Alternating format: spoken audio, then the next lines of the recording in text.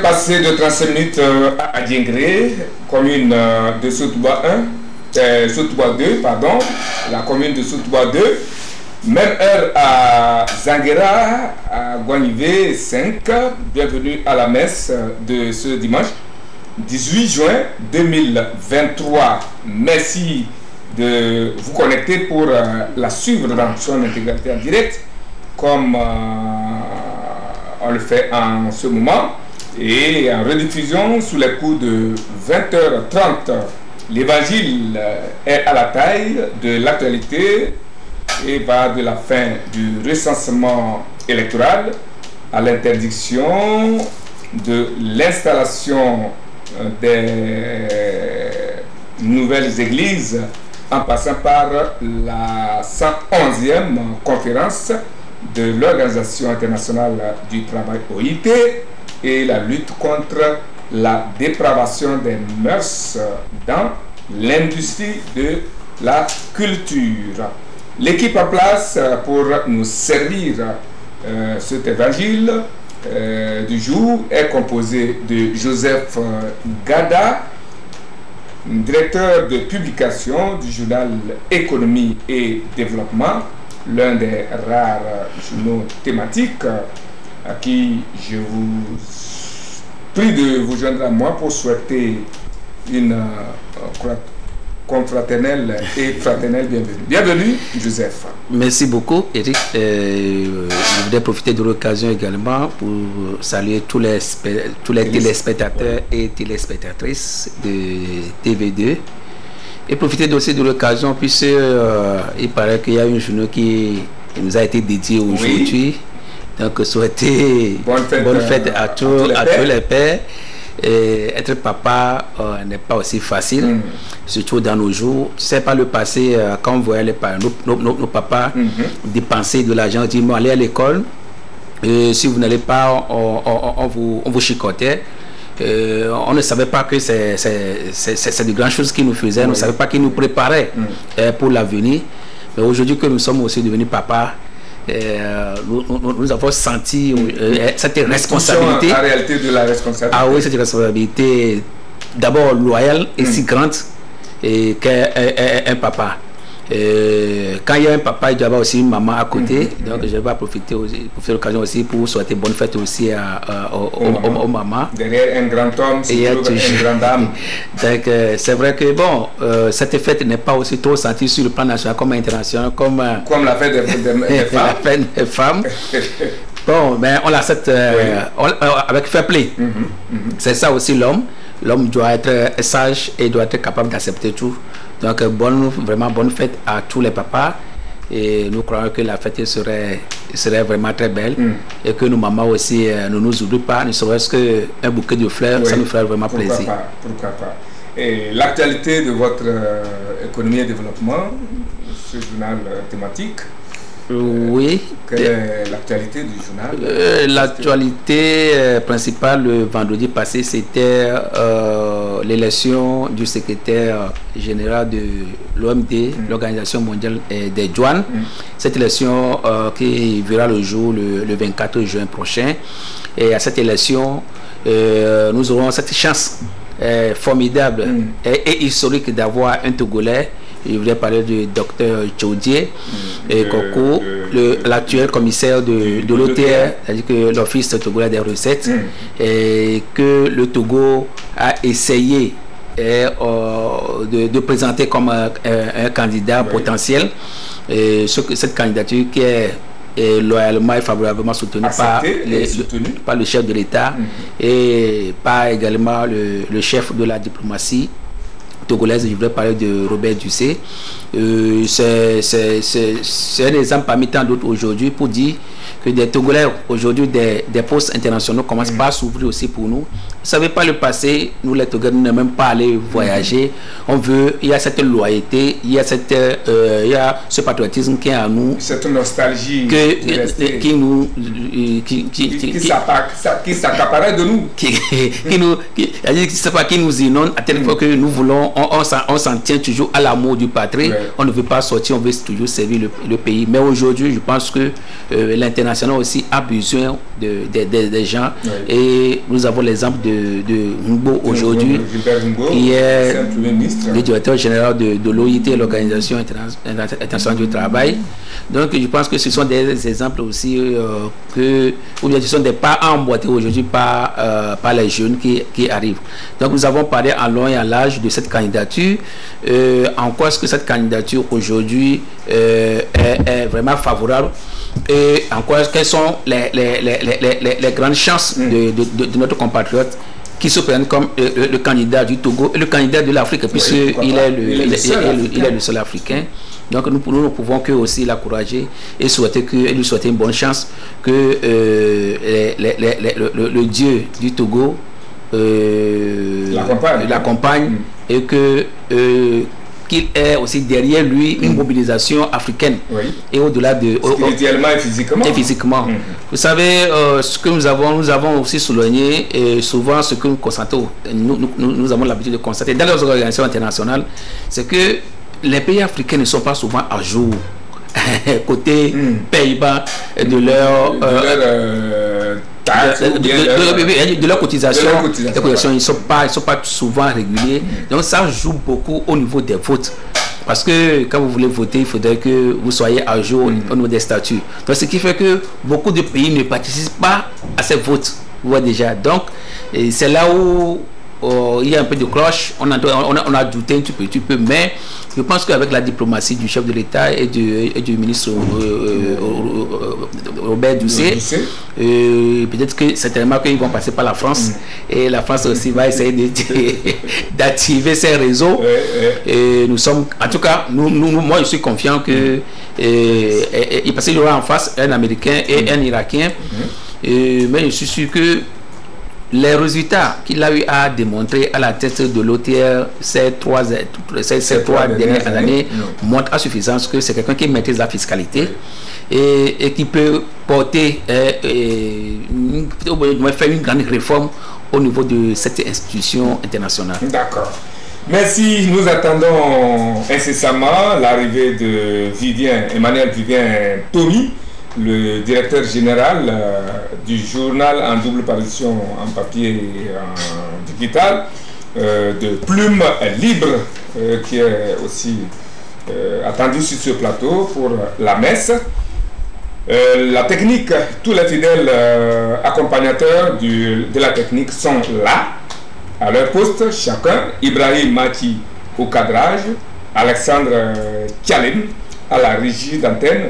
Je suis Eric Tanandé, le prince héritier de la Bina. Avant de démarrer, tournons-nous vers Alexandre Tchalem qui a un message pour nous. Élections régionales 2023. Pour le développement de nos régions et l'enracinement de la décentralisation, mobilisons-nous pour la réussite des élections régionales 2023. Participons au processus dans la paix, la stabilité et la concorde nationale. Togoléviens, bâtissons la cité.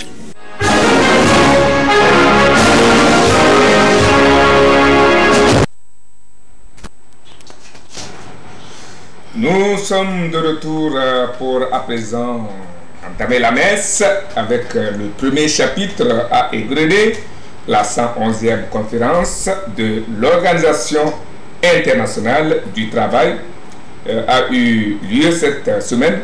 Le Togo a été représenté de la manière la plus digne et la plus belle par le Premier ministre, chef du gouvernement, Victoire Tomenga Dogbe, le journal, les journaux l'ont perçu, et surtout le journal Économie et Développement, dont le directeur Institut Plateau l'a aperçu, en a parlé. Alors, Joseph, quel était le thème de la rencontre cette année? Oui, je pense que c'est plutôt, il faut parler plutôt des réformes, oui. des réformes au niveau des recommandations de l'OIT concernant surtout les conditions de travail. Et vraiment le thème qui a beaucoup, c'est surtout ce thème que les participants ont eu à réfléchir et bien le bien fondé de la justice sociale dans le travail aujourd'hui, dans les lieux de travail. Et comme vous l'avez dit, vous avez signalé, c'est le 111e congrès. Et il ne faut pas oublier, je viens de le dire, qu'avec à la tête de cette organisation internationale, notre compatriote Gilbert Ngbo, qui abat vraiment un travail colossal et qui arrive à faire des réformes, surtout au niveau des tests, pour que le travailleur puisse se sentir fier et en sécurité dans sur son lieu de travail. Donc en cela, je pense que la chef du gouvernement a été invitée et qui a représenté valablement le chef de l'État et qui a même prononcé un discours sur tout ce qui est fait au Togo, les réformes aujourd'hui, ce qui est inscrit au niveau de la feuille gouvernementale 2020-2025 en matière de sécurité sociale. Alors, et quand on parle de sécurité sociale, aujourd'hui, pour être très simple, c'est juste cette égalité des hommes devant tout ce qui est social et tout ce qui est économique aujourd'hui. Vous savez que nous sommes dans un monde aujourd'hui dominé par les crises, où il y a eu une égalité répartition de la richesse. Ce qui fait que socialement, il y a des gens qui sont des gens qui subissent les effets néfastes vraiment de cette crise, ce qui fait qu'ils n'arrivent pas à avoir assez aujourd'hui, ce qu'on dit, ou bien on parle régulièrement, on parle des filets sociaux qui sont des projets, des programmes des gouvernants pour pouvoir assister par exemple les populations, surtout les populations à faible revenu. Vous avez constaté qu'au Togo, on en a plein, qu'on parle des filets sociaux. Il y a des projets qui ont été lancés par le chef de l'État, par le gouvernement, où on assiste, par exemple, les femmes en milieu rural, on leur donne au moins 5 000 francs par mois. Du moins, c'est qu'avec 15 000 francs par trimestre pour les soutenir. Ailleurs, par exemple, en Europe ou bien aux États-Unis, ce sont des enfants qui bénéficient de ces produits, de cette assistance, de ces produits alimentaires et surtout, comme je viens de le dire, ceux qui ont des revenus très faibles bénéficient vraiment d'une assistance financière particulière. Au Togo, le gouvernement, selon les discours du chef de l'État, comme plutôt de la chef du gouvernement, fait des efforts pour que l'inclusion financière aujourd'hui, ce que nous parlons le soutien financier aux femmes et à la population vraiment démunie, pour que ces femmes aient accès facile aux services financiers. Et donc voilà ce qui se fait sur le plan économique. Mais au-delà même du plan économique, on peut même citer aussi le plan agricole aujourd'hui, où l'accès aux intrants à tous. Quand nous voulons parler aussi de l'engrais aujourd'hui, le gouvernement qui s'évertue pour que les populations rurales puissent avoir accès à ces intrants. Et n'oubliez pas que l'année passée, le gouvernement a dépensé 17 milliards pour subventionner l'engrais qui était normalement de 31 000 donné aujourd'hui à 18 000 francs le kilo de 50. Donc voilà des réformes, des efforts que le gouvernement essaie chaque jour de fournir pour que la population agricole, la population rurale puisse quand même profiter quand même de cette justice sociale aujourd'hui. L'essentiel, c'est que c'est d'arriver aussi à réduire la pauvreté. Vous savez, comme je l'ai dit, nous, depuis la guerre, depuis Covid jusqu'à la guerre Ukraine et Russie-Ukraine, le monde a perdu énormément en matière de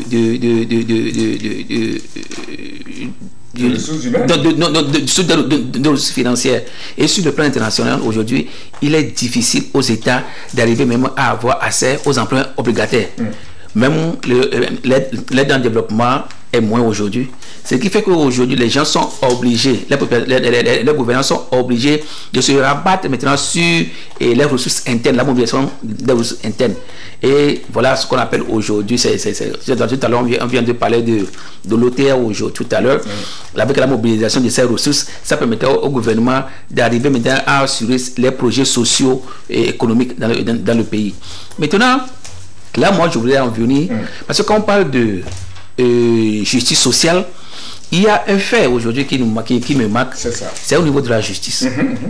Parce que ça ne sert à rien que les gens aient de l'argent et à manger aussi, mais au niveau de la justice, quand les gens vont à la justice, les gens ne peuvent pas être satisfaits des verdicts qui sont délibérés au niveau de notre justice. Il y a beaucoup d'injustices au niveau de notre maison, du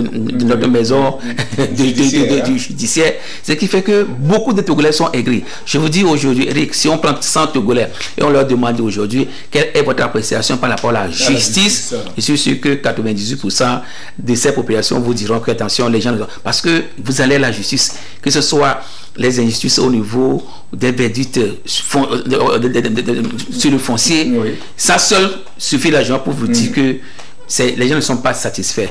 La justice, c'est le lieu où le citoyen se retrouve, quel qu'en soit tous ces problèmes, tous les conflits de la communauté. Mais quand on va à ce lieu aujourd'hui et qu'on on remarque que nous devions des victimes, je pense que ça laisse à désirer. Donc c'est là où moi je voudrais aussi exhorter le gouvernement. C'est vrai que des réformes ont été faites au niveau de la justice, la modernisation de la justice depuis 2016 jusqu'à présent, et des fonds qui ont été injectés, renforcement des capacités des acteurs judiciaires, tout ça, mais je pense que ça reste toujours. Donc c'est là où moi j'ai dit, c'est vrai, il y a des réformes au niveau social, au niveau économique, mais la justice, il faudrait que le chef de l'État qui est aujourd'hui le président de la magistrature doit encore revoir et mettre son regard pour que notre justice soit une justice équitable, une justice inclusive, une justice où, comme on l'a dit, équitable, où quand tous les Togolais ils vont, ils puissent quand même trouver satisfaction à leurs problèmes. Sinon, je pense que au-delà de toutes ces réformes, ça fait très mal. Ce qui fait que, vous savez, dans plusieurs pays, quand la justice manque, qu'est-ce qui arrive? C'est les règlements de compte. Oui, les règlements de compte. Les règlements de compte. Il y a l'insécurité et tout ça là dans les communautés. On voit parce que les gens disent, même si on va à la justice, on ne va pas nous régler. Donc nous-mêmes, on va se régler les comptes. Et vous voyez que ça crée des conflits. Donc voilà ce que moi je voudrais dire par rapport à justement, par rapport à cette question de justice, vous l'avez effleuré, lorsqu'on va sur la table de la justice, les dossiers les plus rencontrés, c'est les dossiers liés aux fonciers, les dossiers liés surtout aux fonciers. Alors comment faire pour vraiment soigner ce côté-là, parce que 80% des dossiers qui traînent sur la table de la justice, c'est le foncier et puis quelques petits règlements de compte et tout ça là. Vous savez, nous avons eu, le Togo a eu cette chance d'être accompagné par le MCC, je vais parler de Millennium Challenge Corporation, où il y a un fonds qui a été quand même mis à la disposition du gouvernement pour faire des réformes au niveau du foncier. Et vous avez constaté qu'il y a eu même un forum foncier, il y a eu des rencontres sur le foncier. Il y a eu même aujourd'hui, parce qu'il y a une politique même foncière au Togo aujourd'hui. Donc, c'est bien beau d'avoir tous ces documents. Mais tout à l'heure, je viens de parler de la justice. Il revient aux acteurs de mettre en pratique tout ce que le code pénal ou tout ce que la Constitution demande aujourd'hui. Je pense que lorsque vous avez le code, lorsque vous avez la Constitution et vous n'arrivez même pas à les mettre en pratique, ça devient ce qu'on appelle aujourd'hui, c'est du business. Parce que c'est ce que nous connaissons au niveau de la justice, que au lieu que les acteurs judiciaires aillent effectivement à la vérité, je dis à la vérité, comme cela se dit, on constate qu'on préfère passer juste à côté et prendre de l'argent. Vous savez qu'aujourd'hui, les propriétés terrain aussi, vous savez, la plupart, ce sont nos grands-papas, analphabètes, ils ne maîtrisent pas trop les signatures, tout ça, les plans de mandataires, tout ça, là, quand ça arrive à la justice, je pense que les professionnels judiciaires maîtrisant mieux essaient de mettre plutôt les bâtons dans les roues et casser comment dire, les velléités, ce qui fait que finalement les gens se retrouvent satisfaits avec des problèmes par-ci par-là. Donc je pense que le gouvernement est en train de faire aujourd'hui un effort, et aujourd'hui peut-être qu'on est en train de revoir la cartographie foncière même du Togo. Le terrain a entamé de recensement, et la fois dernière même le ministère de l'urbanisme aussi avait lancé aussi ce processus dans les communes de la V2 et de Zio2 aujourd'hui, on a recensé aussi les parcelles. C'est important, il faut qu'on recense tout. Moi je dis que si c'est dans d'autres pays, la terre appartient à l'État.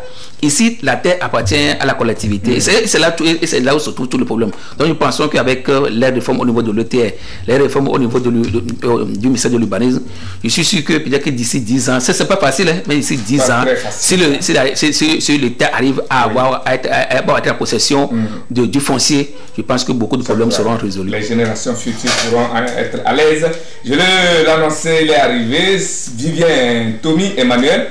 Il est le directeur général du journal en double parution, digitalement et en papier, Plume Libre. Il est là. Bonjour. Bonjour Eric, bonjour à Joseph. Bonjour. Et bonjour aux téléspectatrices et téléspectateurs qui sont fidèles à cette émission qui fait la messe sur l'actualité. Vous excusez pour le petit retard accusé. Tout à fait indépendant de ma volonté. Tout à fait. Vous êtes excusé.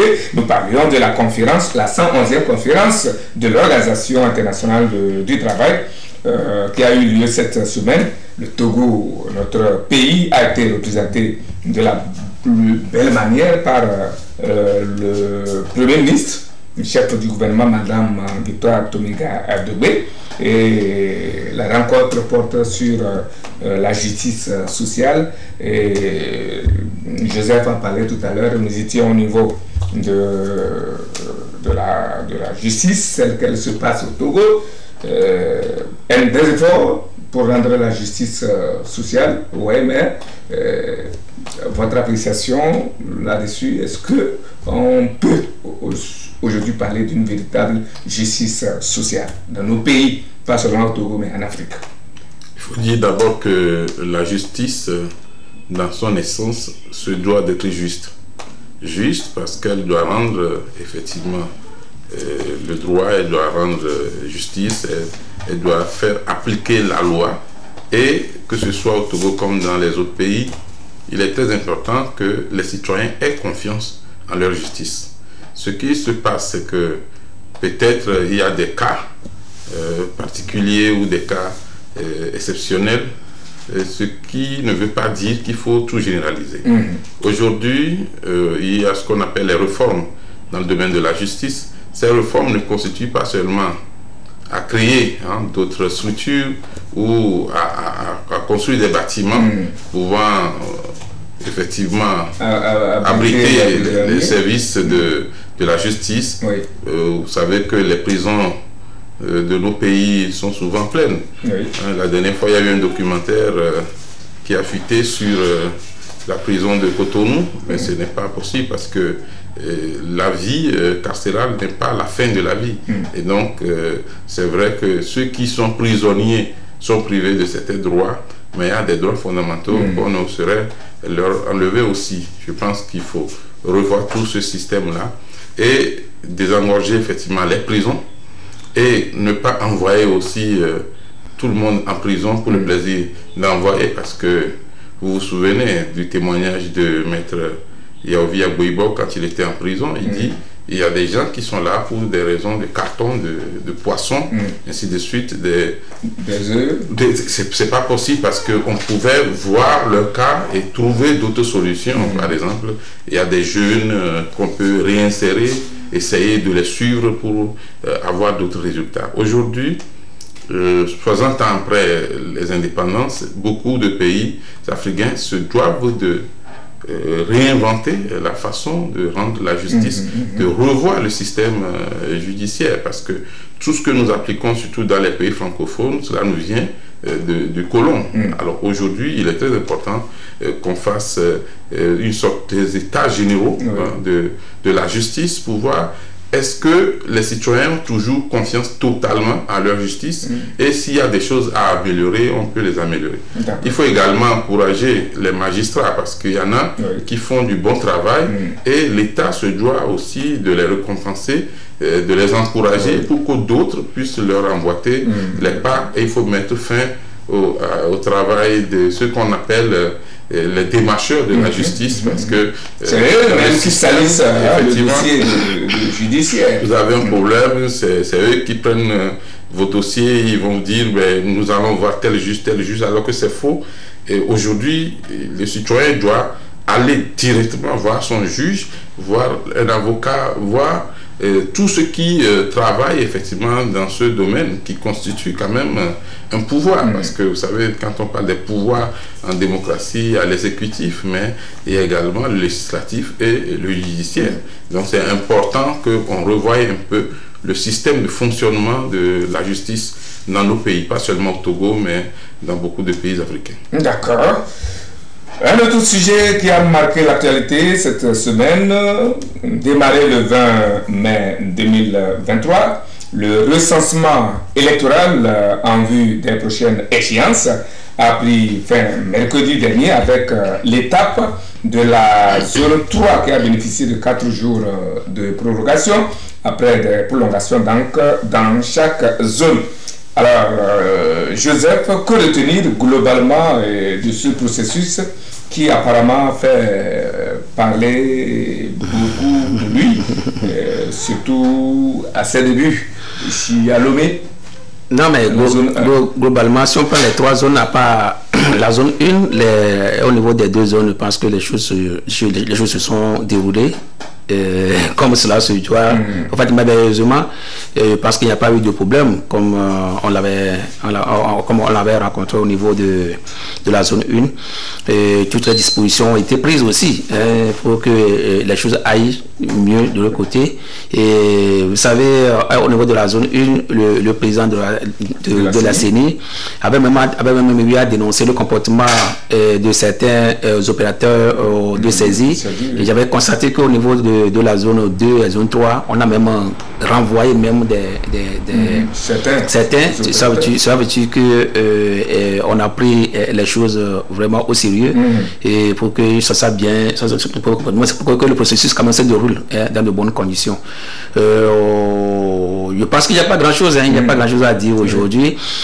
Maintenant, la question de savoir, avec les manquements qu'on avait eu et constatés au niveau de la zone 1, jusqu'à ce que le gouvernement même a réagi par rapport à ces imperfections et à ces insatisfactions, parce que je ne vous apprends rien que des compatriotes étaient dans les CLC.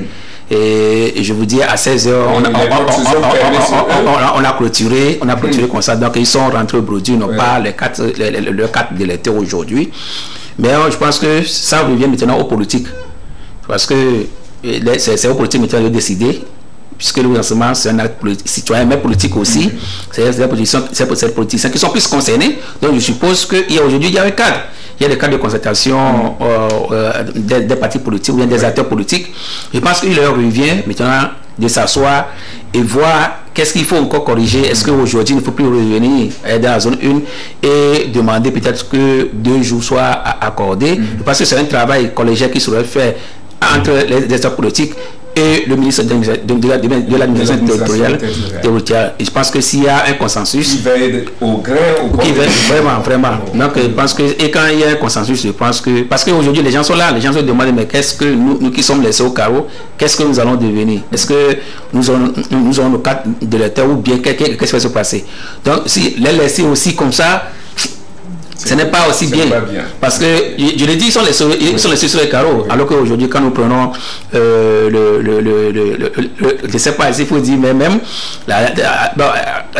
l'objectif même de la feuille de route gouvernementale, c'est de ne laisser personne sur les carreaux. Alors vous voyez que les gens qui sont sur les carreaux, donc je pense qu'il faut corriger rapidement ça là. Bon, on attend. Il vient de finir. Donc on verra dans les jours à venir. On fasse le point. Ah oui. Parce que j'avais sur mes informations aussi, normalement, les recensés ne doivent même pas dépasser la moitié de la population.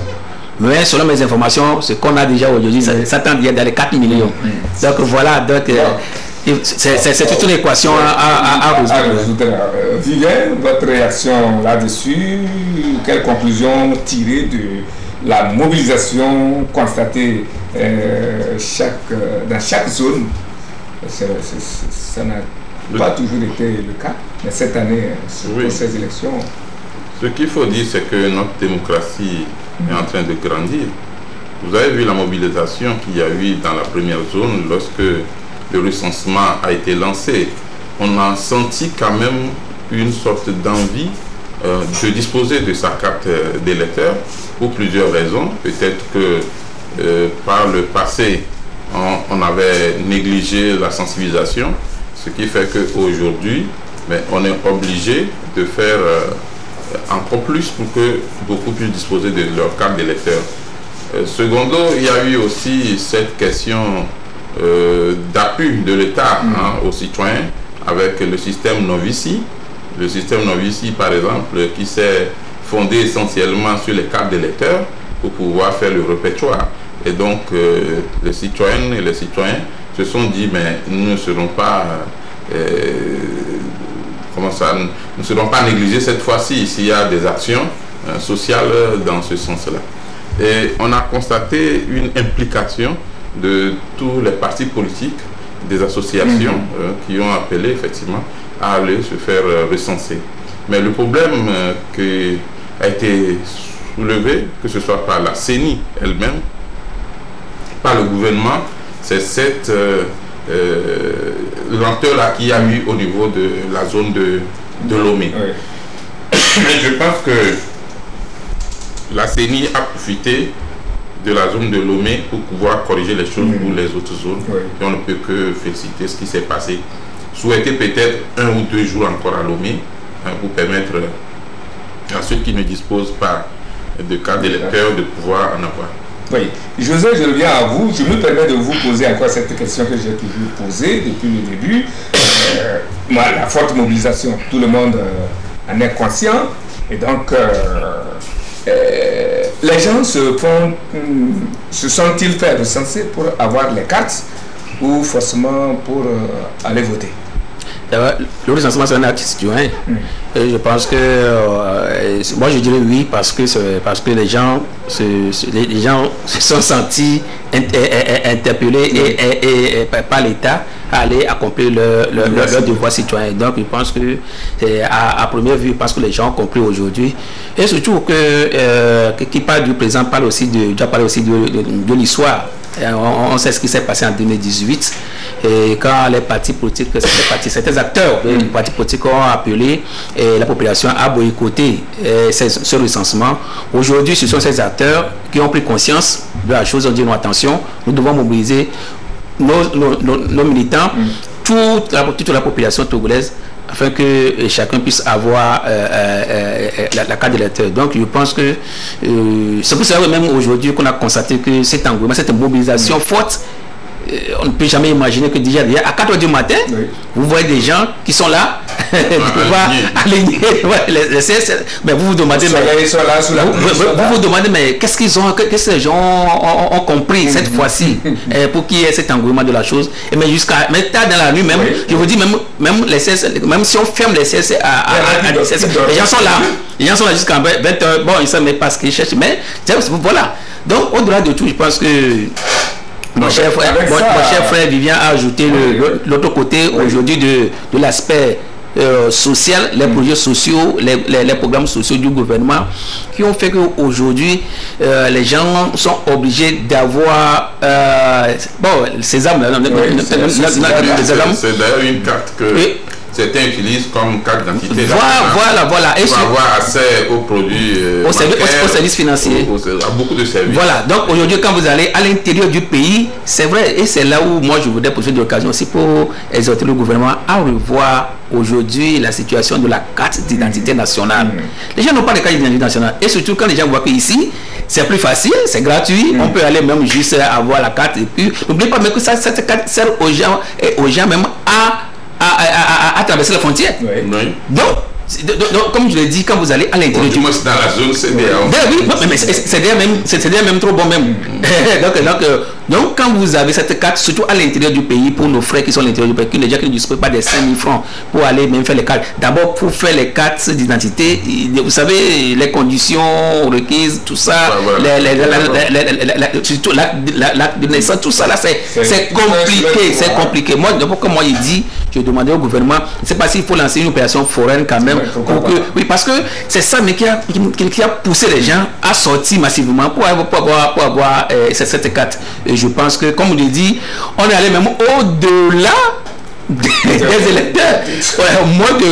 Nous sommes 8 millions, ça veut dire qu'on ne doit pas même dépasser 4 millions aujourd'hui.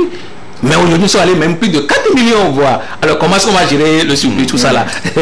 Il y a aussi, si vous permettez, il y a des... Je me demande si on a pris autant de jours pour faire le recensement, alors que le vote ou l'élection se fait en une journée. Avec cette mobilisation, ce serait vraiment compliqué. Mais Vivien, si vous permettez, moi je pense que le gouvernement doit faire tout pour ne plus tomber dans les mêmes erreurs. Tout à l'heure, vous le dites, parce qu'il y a beaucoup de personnes. Cela suppose que dans les CSC, on ne verra même plus encore aujourd'hui une quelque part. Il faut multiplier les unes aujourd'hui. Oui, parce que comme vous l'avez dit, on avait constaté que même la CENI était très surprise par rapport à cette mobilisation, parce que on n'a pas payé, peut-être qu'on n'a pas pu tenir vite compte des résultats du dernier recensement de la population et de l'habitat. Donc, tenant compte de ça, je pense qu'aujourd'hui, il faut faire beaucoup de choses pour que on ne verra pas les jours. Parce que dans les quartiers, dans les zones où il y avait eu, par exemple, il y a 5 ans, 200 personnes, c'est multiplié par 2. Donc, il ne faut pas laisser, par exemple, une là-bas aujourd'hui, et que jusqu'à 20h, jusqu'à 20h, qu'il y a aussi des queues parce que les gens veulent aller voter. Oui, en fait, des dispositions seront prises sûrement dans ce sens, puisque la CENI et le gouvernement ont tiré effectivement leçon du processus de recensement. Bon, certains ont dit que dans certaines zones, ils ont constaté que certaines personnes se sont fait recenser, mais c'est pas très sûr que ces personnes-là aient l'âge. C'est vrai que l'apparence physique ne montre pas nécessairement l'âge d'une personne. C'est pour cela que dans les dispositions prises, il a été demandé au chef traditionnel d'accompagner la CENI et donc de témoigner si effectivement ces personnes pouvaient être recensées ayant 18 ans dépassés ou étant peut-être de nationalité togolaise. Il y a un système qui est constaté, que ce soit au Togo, au Bénin et au Ghana, c'est que nous sommes les mêmes peuples, et lors des recensements au Ghana, il y a beaucoup de Togolais de la frontière qui vont se faire délivrer la carte d'électeur du Ghana. Et de la même façon, lors du recensement au Togo, il y a également le mouvement retour. Au niveau du Ghana, le président Nana Addo a tapé sur la table, a dit c'est fini, mais vous êtes des frères, mais si vous devez choisir. Si vous voulez être Togolais ou être Ghanéen, vous ne pouvez pas être Togolais, Ghanéen ou Béninois, Togolais en même temps. Et donc, ce problème fait surface souvent quand il y a les élections. Bon, cette année, il n'y a pas eu des dénonciations dans ce sens-là. Ce que les gens dénonçaient plutôt, c'est des jeunes qui n'auraient pas, des enfants qui n'auraient pas encore eu 18 ans et qui seraient recensés, mais on n'a pas les preuves puisque on ne connaît pas leur âge, on n'a pas leur acte de naissance. Ce qui serait bien, effectivement, c'est d'essayer de faire l'acte de naissance à la majorité des Togolais. Et qu'en ces moments de recensement, on puisse même demander ceux qui n'ont pas de carte de venir avec l'acte de naissance et au-delà du témoignage du chef traditionnel ou de son notable, qu'on puisse vérifier que ceux-là ont effectivement 18 ans. Mais quand on finit un recensement, il y a un travail qui est fait, un travail technique qui sera fait. Il y a des fiches qui peuvent être rejetées et il y a beaucoup de choses qui seront revues. Et donc, on espère que l'engouement qu'il y a eu pour le recensement, on aura la même chose pendant la période électorale. On espère que cette fois-ci, les partis politiques de l'opposition qui avaient l'habitude de boycotter les élections ne vont plus boycotter et que tout le monde va y participer. On espère aussi que les partis politiques vont mettre effectivement des moyens pour pouvoir faire la campagne, pas faire de la campagne avec de campagne. Justement, c'est à cela que je me posais la question de savoir si cette mobilisation constatée n'est pas un message aux partis politiques, surtout de l'opposition, qui appelait au boycott, mais cette fois-ci, la population s'est vue prendre sa responsabilité. Non, moi je pense que l'opposition même doit frotter les mains parce que ces appels ont été quand même exaucés, ou bien ah oui, parce qu'à voir l'engouement, je pense que normalement avec le recensement qu'on vient de faire, si tel que tout ce que nous avons vu effectivement sur ce qui a été fait, je pense que si le jour du vote, il y aura aussi un tel engouement. Je pense que, est-ce que j'ai dit, on risque même de passer même 48 heures même à voter, parce que moi je suis pas sûr, je sais pas à quelle heure les gens vont commencer, parce que souvent ça commence à 7h30 et ça finit déjà vers 16h. Mais avec ce qu'on a vu, est-ce que ça ne va pas commencer jusqu'à 4h déjà du matin et finir? L'heure sera respectée. Mais est-ce que les gens ne pourront pas voter? Non, ce qu'il faut, c'est multiplier les voilà ce que j'ai dit. Voilà. Multiplier les bureaux de vote, c'est difficile de les multiplier. Par contre, les unes, on peut les multiplier. Voilà. C'est-à-dire que quand vous arrivez dans un bureau de vote, au lieu d'avoir droit à 3 urnes, vous pouvez en avoir jusqu'à 6 ou 8. Je pense que ça peut faciliter les choses. Voilà. Le reste, c'est la sensibilisation encore, parce que il y a 1 heure pour voter, il y a 1 heure pour commencer. Oui, mais au fait, c'est la lenteur. C'est aux citoyens de prendre leur disposition pour être l'heure, mais aussi à la CENI de mettre les citoyens à l'aise pour que chacun puisse exercer son droit et devoir de vote.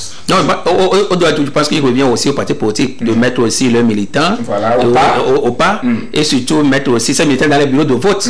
Et pour que, parce que bon, moi je crains vraiment l'engouement et ces mobilisations, surtout les premières heures d'ouverture des bureaux de vote. C'est ce que je crains. Peut-être que bon, l'après-midi, ça peut se décanter un peu, mais au début, je crains fort qu'il n'y ait pas des heures qui... Bon, donc on suppose, en tout cas, ça revient au parti politique maintenant d'aller maintenant plus aux sensibilisations, plus la sensibilisation que les campagnes. Parce que, parce que si les gens même vont... Ça, à cette occasion... Oui, c'est important parce qu'il faut sensibiliser plus les gens que quand même de la campagne. Ah oui, parce que... Non, parce qu'une chose que les gens aillent voter... Les deux. Oui, mais il faut... Parce qu'au cours des campagnes, normalement, chaque parti politique explique comment aux citoyens. Ça fait partie mais souvent, ce qui est constat, c'est que les gens... habitués au discours des uns et des autres. Non, ce qu'on constate souvent, c'est qu'on ne donne pas le temps au cours de ces campagnes aux militants, d'apprendre aux militants comment voter. Plutôt, on veut faire passer son message Et on vient insulter l'autre. On vient insulter l'autre, on vient dénigrer l'autre. Et peut-être que moi, j'avais constaté que souvent, au niveau du parti au pouvoir, on prend tout le temps, on va même dans les maisons et on sensibilise les gens sur comment voter. Voilà. Maintenant, au niveau le parti au pouvoir a plus de moyens. Non mais quand vous êtes... Non mais dites-moi quand... Mais dites-moi, personne ne vous a forcé à créer un parti politique. Quand vous créez un parti politique, ça veut dire que vous mettez les moyens. Vous avez les moyens? Non, en fait, un parti politique doit être subventionné par quoi? Par l'État et par les citoyens eux-mêmes. Et l'État le fait. C'est les cotisations des citoyens qui doivent... C'est ça le problème. Mais l'État le problème au Togo, justement, c'est que est-ce que les partis politiques fonctionnent normalement côté financier? Non. C'est souvent le patron du parti, le président du parti, qui débourse plus de l'argent. Ah oui, mais le jour où il refuse de sortir de l'argent, non mais comment les partis sont constitués? Je pense que ça ne fait pas l'objet. Ça fait pas l'objet parce que nous avons vu ce qui s'est passé ces dernières semaines quand il s'est agi d'aller au Congrès. On a vu comment est-ce que des partis politiques... voilà, donc je pense qu'on ne peut pas aller là-bas. Mais je pense qu'on revient quand même sur notre sujet. Pour dire tout simplement, je dis, le parti au pouvoir a cette capacité d'aller rapidement, de mobiliser surtout les jeunes, mobiliser les étudiants, mobiliser les jeunes dans les localités pour aller apprendre aux gens comment voter. Donc aujourd'hui, il va falloir que voter aussi, non, mais c'est important. Voter aussi, c'est un devoir de la CENI d'apprendre aux citoyens comment voter. Ah oui. Non, mais le citoyen, la CENI le fait à travers les médias. La CENI le fait à travers les médias. Les partis politiques doivent le faire. Mais il revient essentiellement à la CENI, qui est organisatrice des élections, d'apprendre par plusieurs moyens aux citoyens comment voter. Mais ce n'est pas seulement sur les médias classiques. Il faut trouver des moyens. Mais ce n'est pas la CENI qu'on ira voter. Ce n'est pas la CENI qu'on ira voter. C'est d'où la responsabilité des partis politiques d'apprendre, de prendre à bras le corps au moins cette partie, d'aller quand même aussi vers les militants et la population pour les apprendre. Non, mais ils ne le font pas suffisamment. Parce que regardez, il y a beaucoup d'ascensions, beaucoup de bulletins nuls parce que les gens ont mal voté.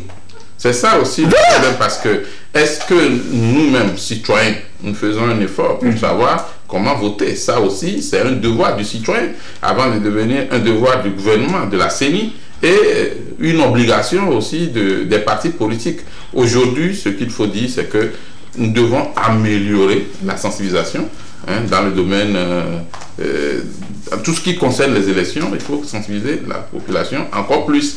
La CENI, au-delà des médias classiques, de la presse écrite, presse en ligne, et télévision, radio, la CENI doit mettre aussi un accent sur la sensibilisation directe. Dans les villages, dans les quartiers, on utilise le gong. Je pense que ça a été fait en partie, mais on peut mieux faire.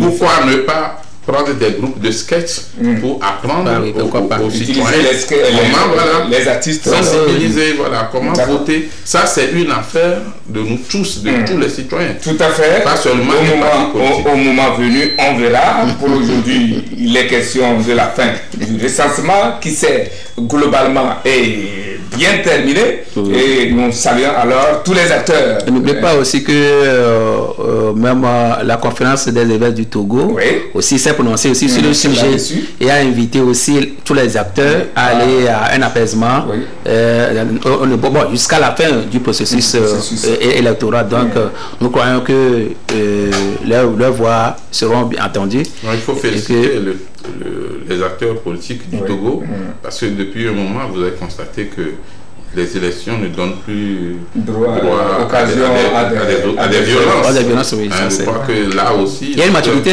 Notre démocratie est en train de grandir et on espère que ça va rester comme ça. Il faut préserver, parce que le gros problème en Afrique, surtout en Afrique de l'Ouest, c'est que on ne préserve pas cette maturité, ces acquis.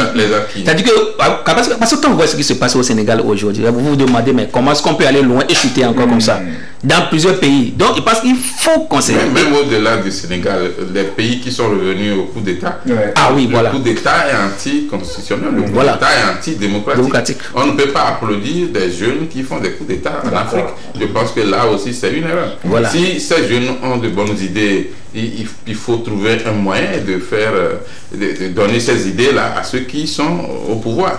Mais parce que vous avez des armes, vous prenez le pouvoir de force, c'est interdit. C'est pas démocratique.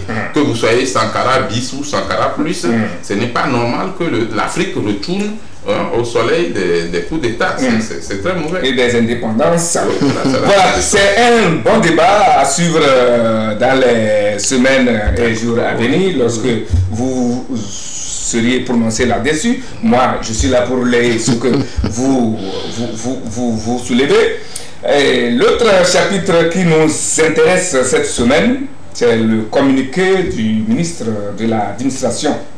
Rien n'ira plus comme auparavant sur la terre de nos aïeux en matière de création d'églises.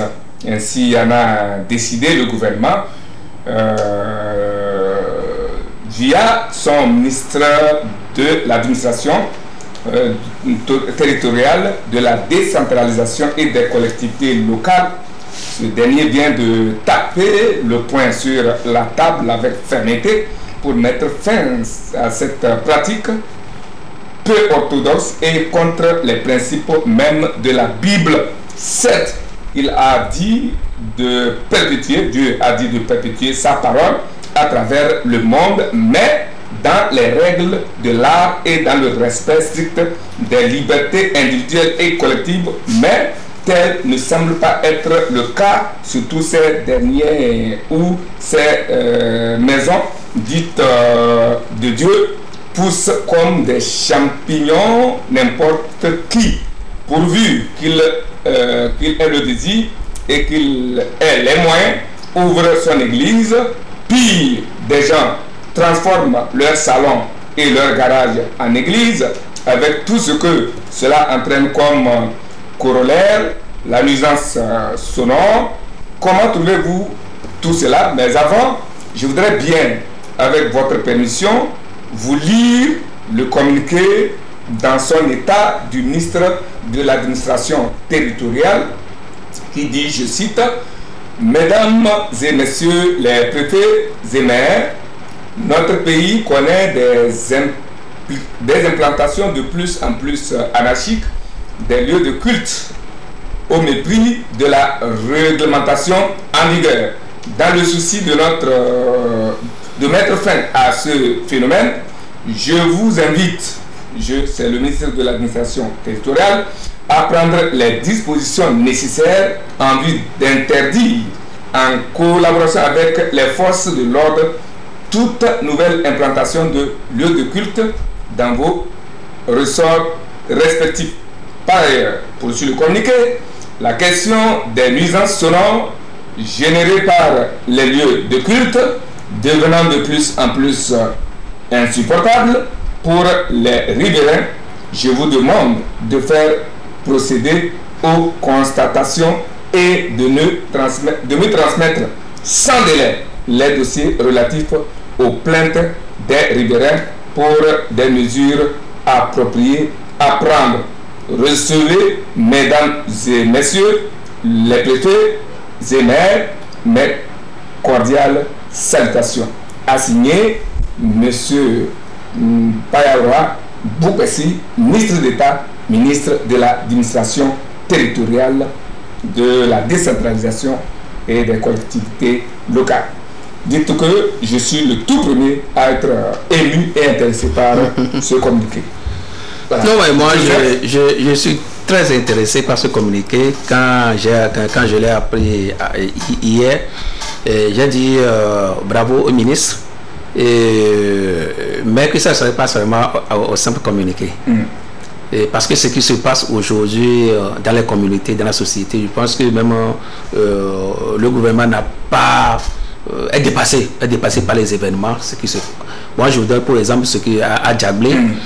En 3 semaines, déjà, j'ai vu au moins 4 églises comme ça, net comme ça. Parce que à chaque fois que je passe dans un coin, vous voyez des gens qui sacrent, et après 2 jours, vous avez des appartements, et puis le dimanche, le conseil on commence pas à crier là-bas. Même que ce soit au niveau dans les garages, dans les maisons. À chaque dimanche, vous devez trouver quelque chose, un lieu où on a créé de l'église. Donc je pense qu'il faut revoir tout ça là. Moi-même, je disais, mais pourquoi ne pas même aller aux états généraux des activités confessionnelles au Togo? Comment créer aujourd'hui son église? Comment mettre sur pied son église? Qui peut aujourd'hui diriger une église? Je pense que créer et diriger. Je pense que dans plusieurs pays, je voudrais parler aussi du Kenya, où il a été même demandé à ces officiers, tout ça là, qui gèrent ces églises, d'avoir au moins de faire une étude supérieure, d'avoir au moins un niveau quand même requis, avant quand même d'ouvrir au moins ces églises. Mais vous avez vu, il y a de ça quelques jours, ce qui s'est passé au Kenya, avec, je ne sais pas s'il faut parler d'une secte ou bien d'une église, où le gourou a demandé aux gens d'aller jeûner pour aller au paradis. Et il y a eu au moins plus de 250 morts retrouvés dans la forêt, comme ça vous vous rappelez. Donc, aujourd'hui, peut-être que ce qui se passe dans ces lieux de culte, on ne maîtrise pas grand-chose. Au niveau des nuisances sonores, tout ça, ce qui se passe là, on ne maîtrise pas grand-chose. Donc, je pense qu'aussi aujourd'hui, le gouvernement veut avoir un regard dans tout ce qui se passe. Il dit il faut aller aujourd'hui aux états généraux des activités confessionnelles. Il y a des églises aujourd'hui qui sont reconnues. On peut les regrouper, on peut les recenser et voir quelles sont les réformes qu'il faut faire aujourd'hui et quelles sont les dispositions à réguler, à mettre sur pied pour qu'on n'ait pas des églises sauvages.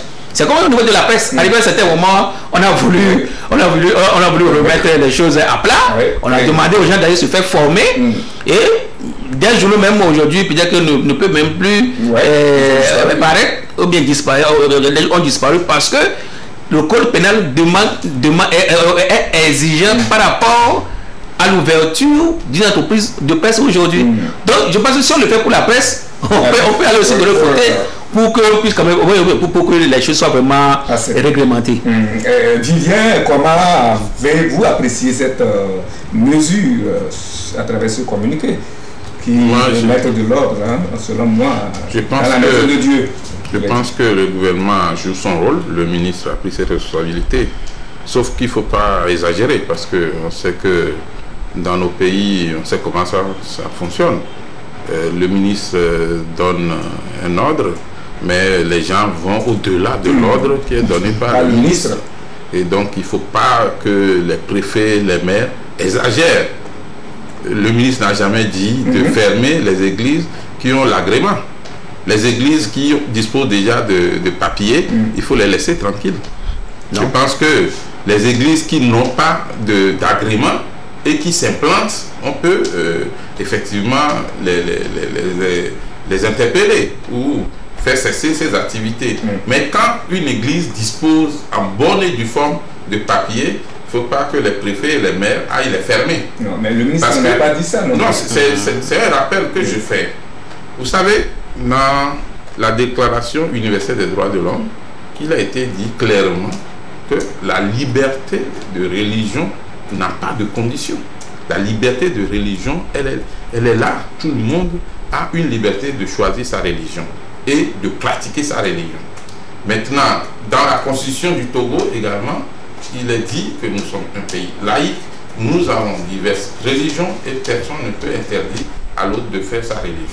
Mais toute liberté s'exerce dans le respect des lois qui existent, des textes qui sont en vigueur.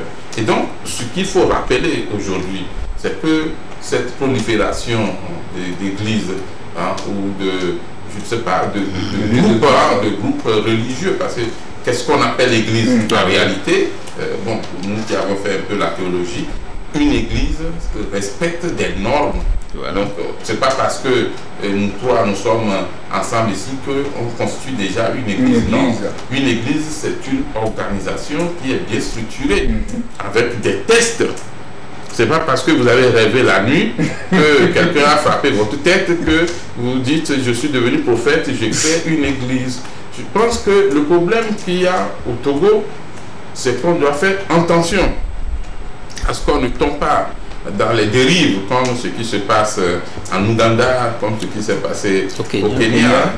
En 2001, j'ai écrit le livre Feu de la sanctification, où j'expliquais comment est-ce que les églises naissaient et comment est-ce que les gourous, les patrons de ces églises faisaient des déviances. Oui. Hein, quand on dit par exemple, vous devez passer par le feu pour aller au paradis, donc on brûle l'église, c'est monstrueux. Quand je vois dans les vidéos des pasteurs qui plongent dans des tonneaux et qui puisent l'eau pour remettre aux fidèles pour boire, ça ce n'est pas qui soumettent même les femmes et les jeunes filles à des pratiques sexuelles. Si que ce soit les pasteurs comme les prêtres, s'ils ne peuvent pas, ils peuvent prendre des femmes n'importe comment, il n'y a pas de problème.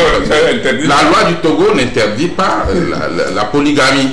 Donc au lieu, quand on est prêtre, de s'amuser avec les petites filles de l'église, il vaut mieux se marier. Quand on est pasteur, au lieu de s'amuser avec les fidèles des femmes d'autres personnes, il vaut mieux prendre 2 ou 3 épouses. On sait que vous êtes polygame. Ce n'est pas interdit par la loi du Togo. Bon, même si au niveau de la Bible, peut-être ça peut être mal vu, je n'ai vu aucun verset de la Bible qui a interdit de prendre 1 ou 2 femmes. Il suffit d'être sûr qu'on peut effectivement prendre soin de ces femmes-là. Pour revenir à l'église ou aux églises, aujourd'hui, le problème, c'est qu'il y a de bonnes églises qui essaient de respecter la loi, mais il y en a qui font n'importe quoi. Et malheureusement, c'est celles qui font n'importe quoi qui sont plus nombreuses. Oui, la nuisance sonore, ce n'est pas seulement les églises, c'est également les bars. C'est également les carrefours, les ronds-points. Parce que là, le gouvernement peut quand même faire un travail. Au niveau des bars, il y a aussi les activités pour les moulins. Tout ça là, c'est réglementé. Donc, il faut qu'on respecte la loi. Aujourd'hui, on a une direction des cultes. Aujourd'hui, il y a beaucoup de fédérations et d'associations de pasteurs qui se doivent d'être une sorte d'ordre en leur sein pour qu'il n'y ait pas de ces déviances-là ou de ce désordre-là. Le ministre a dit que les églises qui naissent et donc qui ne sont pas encore reconnues par l'État n'ont plus droit de citer dans nos milieux. Mais le ministre n'a pas dit d'aller chasser les églises qui ont un agrément. Par contre, si ces églises qui ont un agrément, que ce soit l'église catholique, l'église presbytérienne ou les assemblées de Dieu et autres, si ces églises aussi percent dans la nuisance sonore, on peut les rappeler à l'ordre, comme cela se fait. Et donc, parce que des fois, on prend les notes du gouvernement pour abuser de pouvoir. Donc, il n'est même pas demandé aux policiers, aux gendarmes de descendre systématiquement dans ces lieux de création d'églises. C'est au préfet ou au maire de requérir les policiers et les gendarmes pour agir. Donc c'est important pour qu'il n'y ait pas de désordre. Et peut-être lancer un appel à tous les pasteurs et aux responsables religieux de se remettre en cause et de voir qu'est-ce qui fait qu'on soit arrivé là. Parce qu'on ne peut pas continuer par fermer les choses en allant. On a déjà fermé beaucoup d'entreprises de presse, les partis politiques, il y en a qui vont disparaître d'eux-mêmes, les églises aussi vont disparaître. Finalement, on revient à avant 1990. Et donc, ne donnons pas le bâton qu'on doit utiliser pour nous frapper. Ne donnons pas au gouvernement le bâton qu'il peut utiliser pour nous frapper. Donc, que les églises même se remettent en cause, que les pasteurs et les responsables religieux essaient dans leur fédération et regroupement de voir qu'est-ce qui ne va pas, qu'est-ce qui marche, et que tout le monde ne se lève pas pour dire je suis devenu pasteur. Non, on peut être frère d'église, on peut prêcher la bonne nouvelle, mais pour se proclamer pasteur, il faut avoir suivi une formation de pasteur. Et Dieu merci, aujourd'hui, il y a beaucoup d'écoles qui forment les pasteurs au Togo, et donc inviter ces hommes de Dieu à aller se faire former dans ces écoles pour pouvoir maîtriser, parce que je dis, tu peux savoir lire la Bible, mais comment célébrer un mariage, comment faire la sortie d'un enfant, comment est-ce qu'on doit faire la Sainte Seine, tout ça là, ça s'apprend à l'école de pasteurs. Et donc c'est important que les églises qui veulent respecter la loi respectent la loi, Et la loi va les respecter. Ce qui ne veut pas respecter la loi, elles vont disparaître d'elles-mêmes. Si vous avez une vocation, rejoignez d'autres églises qui existent déjà et montrez vos compétences et on peut vous accepter comme pasteur si ça que leur test l'accepte ainsi. Mais de grâce, on ne crée pas une église dans un garage d'une maison. On ne crée pas une église dans un salon. On peut faire un centre de prière, mais on peut faire des prières, on appelle ça cellules de prière. On peut faire des cellules de prière dans les maisons, mais ce n'est pas une église. Et on n'est pas obligé non plus de créer des églises. On peut inventer la roue existe déjà. Il y a beaucoup d'églises déjà. Il faut voir où est-ce qu'on peut servir Dieu. C'est important. Et que les préfets et les maires n'abusent pas de leur pouvoir et s'en tiennent scrupuleusement au texte du ministre de l'Administration. Merci, et que aussi les populations fassent leur part, parce que ça, les populations doivent également œuvrer à ce que... C'est les femmes qui sont les plus nombreuses au lieu de s'occuper bien de leur mari, à la maison, elles délaissent le monsieur et après elles vont aller crier dans les églises. Et Dieu va les regarder et sourire. Elles ne savent même pas. L'autre constat, c'est qu'aujourd'hui, nous constatons que aussi des lieux de pèlerinage qui s'implantent au cœur des communautés. Ces lieux de pèlerinage, souvent, ce sont des reculés où les gens vont juste pour se ressourcer spirituellement. Mais si au sein de la population, au sein de la communauté plutôt, on implante ces lieux, je pense que ça pose problème. Et parce que c'est là où même le ministre voudrait aussi en venir. Parce que moi, chez moi à Diaglé, il y a un grand camp en plein milieu de la population et à partir du 22 du mois jusqu'au 31, mais de 15h jusqu'à 2h du matin, vous ne pouvez pas dormir. Par exemple, voilà des cas comme ça. La collaboration des populations aussi. Voilà des cas. Donc c'est dommage. Merci une fois encore au ministre pour cette mesure qui est salutaire à tout le monde. Et nous allons passer à une autre réprimande, et ça, Didier en sait quelque chose. Idem donc dans le domaine de la culture, notamment la musique, où le ministre de la Culture, du Tourisme et des Loisirs part en guerre contre la dépravation des mœurs à travers certains clips et vidéos à caractère obscène et pornographique des jeunes filles, voire des femmes. On en parle depuis déjà une semaine. Mais si je reviens là-dessus, c'est que vraiment c'est important. Vivien. Oui, il faut dire que là aussi, le gouvernement a surpris agréablement la population, surtout nous les parents, par cette décision du ministre de la Culture et du Tourisme. La décision, c'est que à partir de la date de signature du communiqué, on mène une lutte contre la dépravation dans la culture, une lutte contre les chansons et les films aux paroles et aux actes obscènes. Parce que vous avez constaté que depuis un moment c'est devenu la mode. On prend le sexe pour un objet et les enfants croient que c'est ça ce qu'on appelle la bonne musique. Vous savez que le Togo est pionnier en beaucoup de choses dans le domaine de la culture.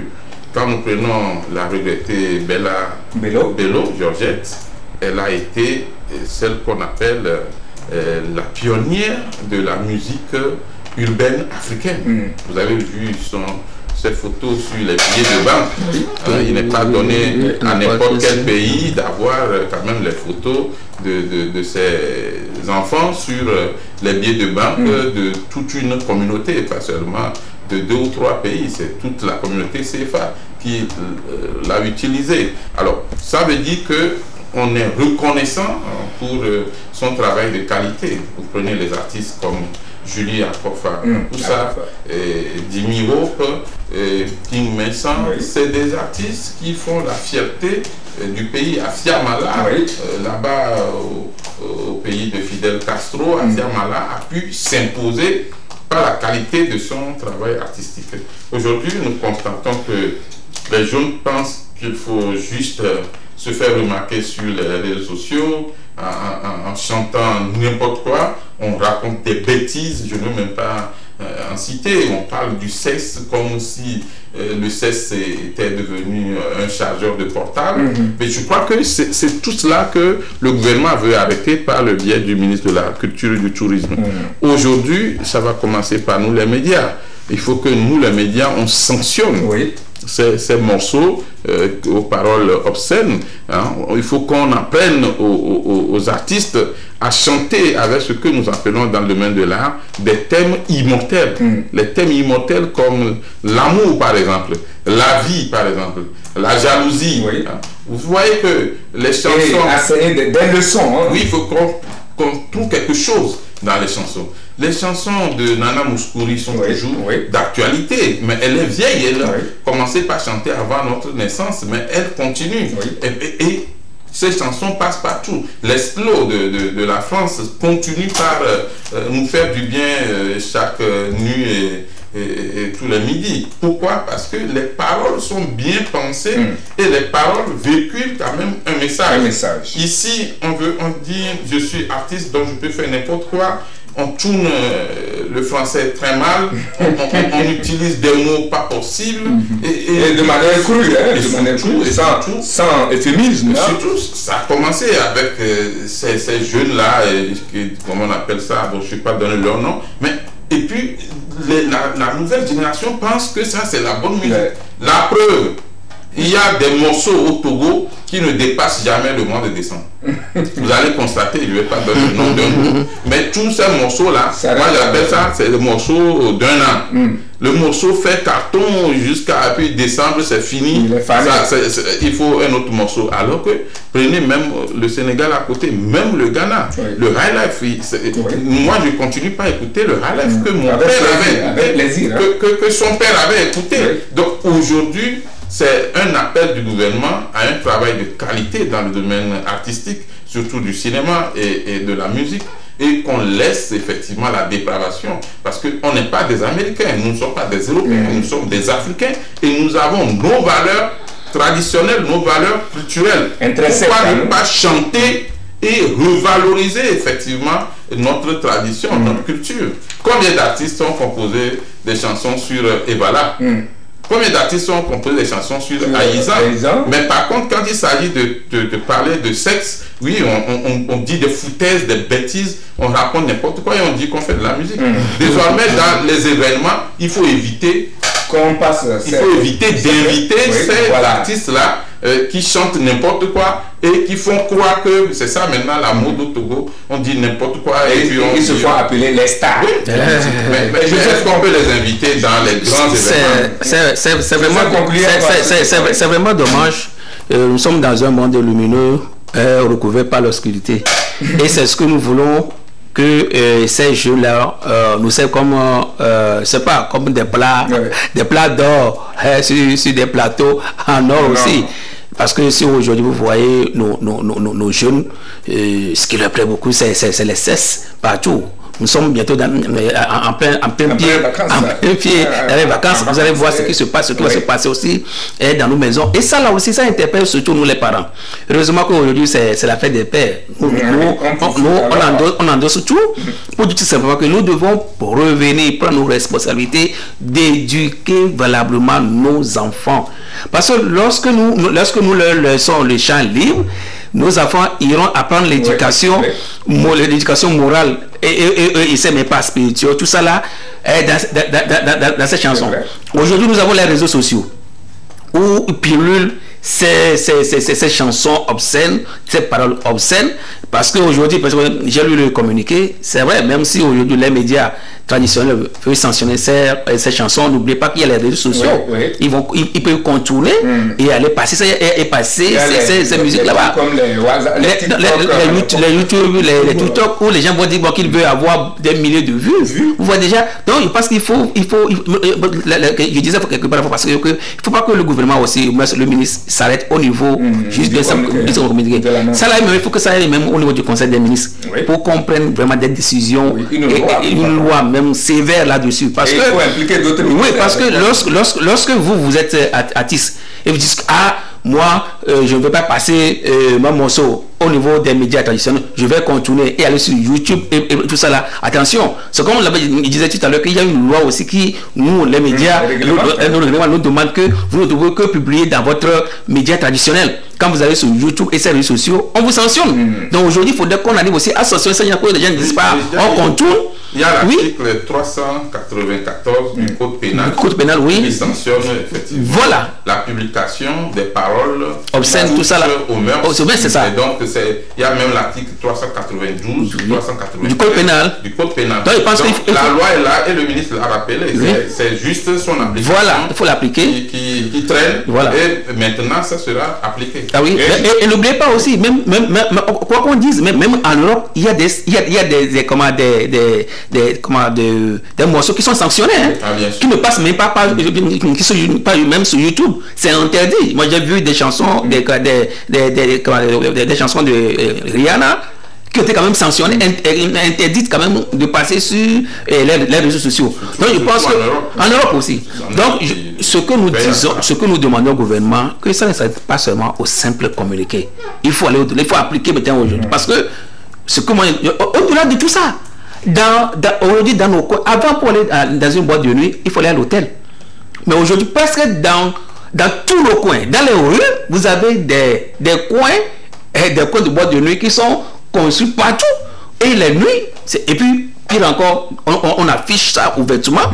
Heureusement que le gouvernement a mis aux arrêts certains organisateurs il y a quelques jours. Mais il faut aller au-delà de ça parce que lorsque vous refusez que les gens passent les images ou bien ils vont continuer, ils vont aller dans ces coins-là et imaginez ce qui va se faire. En tout cas, j'espère que vu la mine du ministre à se communiquer, il ne laissera pas faire.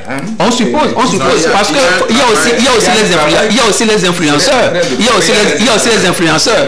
Voilà un cas aussi qu'il faut revoir de toutes pièces parce que ce sont des gens qui croient que bon, ils sont les tout puissants et ils peuvent à partir de leur message essayer de conduire ou bien de mener les jeunes vers une destination inconnue. Donc je pense qu'il faut être ça aussi. Qui ont été influencés par la police, je veux dire interpellés par la police parce que effectivement la loi est là, il faut l'appliquer. Présentement, suite au communiqué du ministre de la Culture, nous qui sommes dans le domaine de la culture, nous avons pris nos dispositions. Nous sommes en train de faire un répertoire des chansons et films aux paroles obscènes. Et donc, dans les jours à venir, on va mettre cette liste à la place publique. À la place publique et aussi à la disposition des médias. C'était pour le moment jusqu'à ce qu'ils ne chantent autre chose. Ça va pas cesser de jouer ces morceaux. Et heureusement que nous avons un producteur cinématographique parce que ils sont interpellés.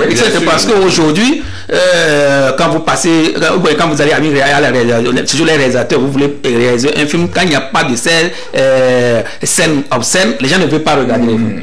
Donc, mais justement, il y a des façons pour le faire. Mais et si ça ne respecte pas les normes, le film est sanctionné. En principe, le territoire togolais, par exemple, tout film doit avoir une autorisation avant d'être tourné. Et donc, avant de donner l'autorisation, le ministère de la Culture doit disposer du scénario. Ce qui fait que si tu n'as pas de scénario, normalement, tu ne peux pas avoir une autorisation de tournage. Et la plupart de ces films qui sont aujourd'hui mis en cause sont des films qui ont été tournés sans autorisation. Parce que si l'autorité est au courant, l'autorité ne va pas... Ça ne passe pas. Très bien. Voilà une mesure encore que nous saluons tous et qui, si elle prospère, permettra d'assainir un peu le secteur de la culture qui court vraiment à la dérive avec ces dépravations de mœurs qui déshumanisent l'humanité, permettez le pléonasme. C'est donc à ce niveau que nous allons nous arrêter parce que le temps qui nous est imparti est largement terminé.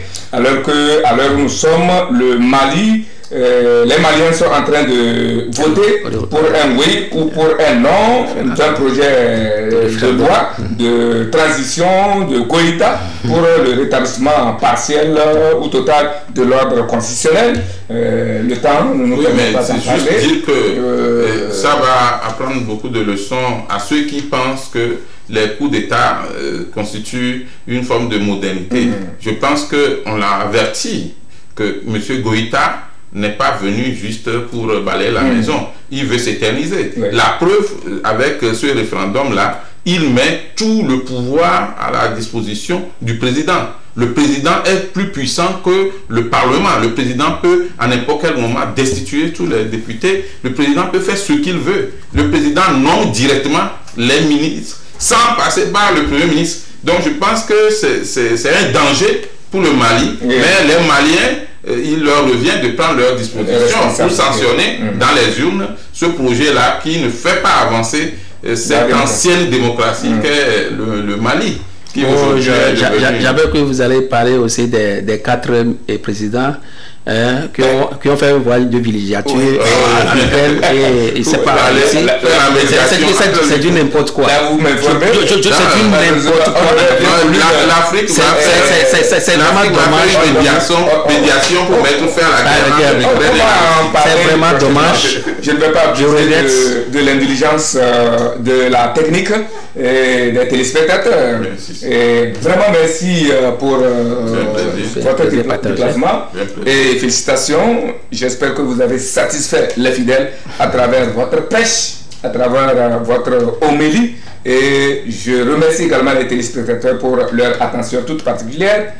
Merci à l'équipe technique qui m'a accompagné. Mati Ibrahim au cadrage, Alexandre Tchalim à la réalisation. Vous êtes Joseph Gada, le directeur de publication du journal thématique Éco et Développement. Oui. Et puis à droite, mon frère et ami Emmanuel Vivien Tomi, c'est le directeur général du journal en double parution, plume libre, en digital et en papier. Et je ne vais pas aussi m'empêcher de vous dire qu'il est le président, ou oui, c'est le président de l'organisation l'organisation professionnelle de la presse en ligne OPEL, c'est ça? Tout à fait. Je vous souhaite un bon retour chacun dans son foyer. Bien de choses à vos collaborateurs. Et bonne fête des pères, une fois encore. Et bonne fête des pères